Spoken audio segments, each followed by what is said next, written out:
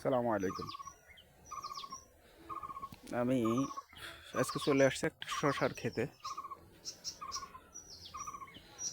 স্পেসটা দেখাই শশার ক্ষেতের, পুরোটাই শশার ক্ষেত।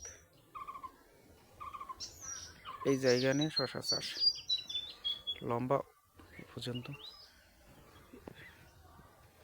খালি জায়গাটা যেটা আছে এটা বেগুনের চাষ হবে।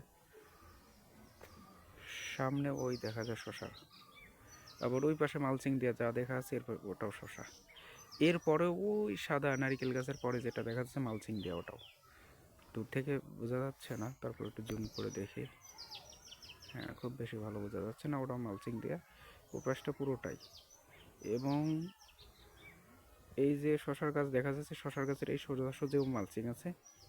এবং এই শশার জমির পাশে এই যে নারকেল গাছ দেখতেছেন, প্রায় এই পর্যন্ত এরকম মালচিং দেওয়া আছে। এবং শশা নারকেল গাছের পরে অনেক বড় ক্ষেত।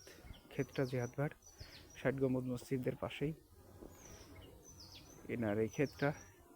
আচ্ছা, আমি যেটার জন্য আমি ভিডিওটা করছি সেটা হলো যে শশার ঘুড়ি কিভাবে দিবেন।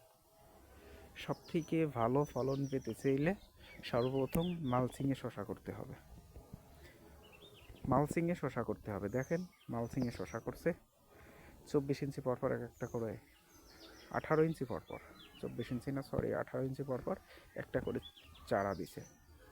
এই মালচিং চারা দেওয়ার জন্য সে ডাইরেক্ট মাটিতে বীজ দেয়নি, সে কাপে এবং সিডলিং ট্রে আছে, সেই ট্রেতে প্রথমে চারা তৈরি করে তারপরে এই মালচিংয়ের এই যে জায়গায় যে জায়গাগুলো ফাঁকা থাকে এই জায়গাগুলো চারা রোপণ করে।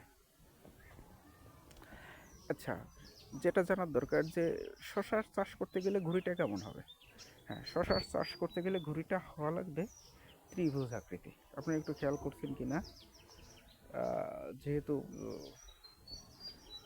গাছ ছোট এর জন্য বোঝা যাচ্ছে না ঘুড়িটা। হ্যাঁ, একটু দূর থেকে দেখা তাহলে ত্রিভুজ আকৃতি বোঝা যাবে। এই যে বাঁশটা, এই যে ত্রিভুজ এই আকৃতির নেট দেওয়া আছে, এই নেটটা মাঝামাঝি পর্যন্ত নেট দেওয়া আছে। ওর পরে যেটা আসবে সেটাও ওই মাথা পর্যন্ত নেটের ব্যবস্থা করে দিবে পরবর্তীতে। আচ্ছা, এটা হলো শশার মেন ত্রিভুজ আকৃতি আপনার মাচা করতে হবে, আর এতে সব থেকে ফল বেশি ধরে।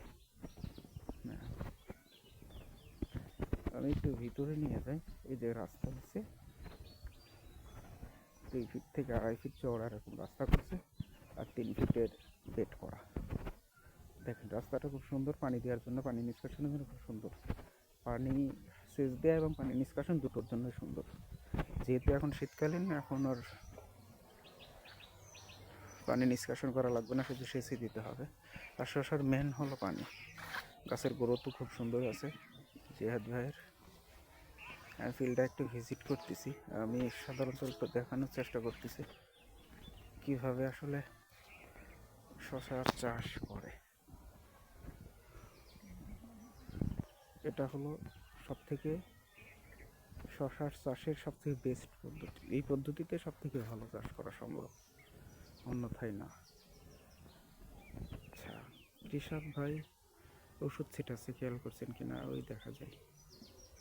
উনি জমিতেই আছে, উনি এটাকে খুব যত্ন করে, গাছটাকে খুব যত্ন করে এবং প্রচুর টাকা। এখন সে বলতেছে একটু লস হবে তার, যদি খরচ অনেক বেশি হয় সেহেতু একটু লস হবে, তারপর সে এটা পোষাই নেবে। 18 টাকা 15 টাকা করে মার্কেটে শসার দাম। তারপর ইনশাল্লাহ খরচ উঠে যাবে, যেহেতু তার এখানে ব্যয়বহুল একটা প্রজেক্ট। কৃষক আছে অল্প বয়স, ইন্টারমিডিয়েট কমপ্লিট হয়েছে, এখন সে ডিগ্রিতে হয়তো বা ভর্তি হয়েছে। এটা হলো শশার ফিল্ড। গাছের গ্রোথ দেখেই অবাক হয়ে যাচ্ছে আমি। তো যাই হোক, যারা শশা চাষ করতে চান তাদের ঠিক এইভাবেই ঘুরে দিতে হবে। এই যে